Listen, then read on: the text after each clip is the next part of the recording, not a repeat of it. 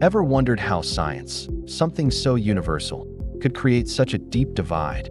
In our last video, we talked about the Muslim world's incredible scientific legacy. But then, something changed.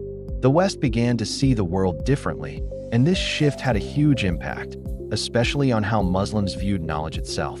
For centuries, in the Muslim world, knowledge wasn't just about what you could see and touch.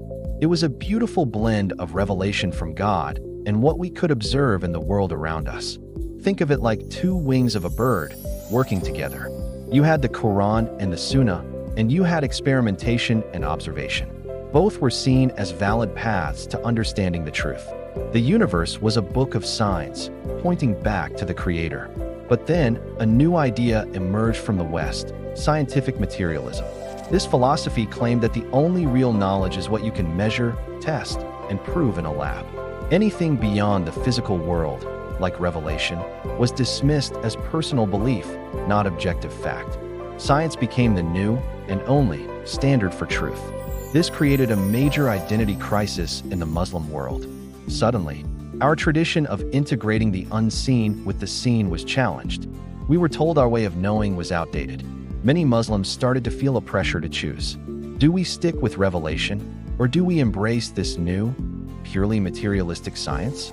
This conflict led to a deep confusion. People started to mix up the methods of religious knowledge with the methods of experimental science, treating them as if they were the same. They began trying to prove the Quran with modern science, or worse, trying to judge revelation by the standards of materialism. This created a false conflict where there was none before, pitting faith against reason. The harmony was lost. We were left with two extremes. On one side, some rejected modern science entirely, viewing it as a Western corruption. On the other side, some embraced materialism so fully that they began to doubt their own faith.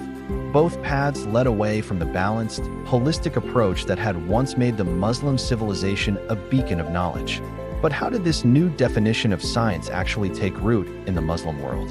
Who were the key figures, and what were the historical events that accelerated this change? That's a story of colonialism, education, and intellectual battles, and we uncover it all in Part 3. Subscribe to Unheard Islam so you don't miss it.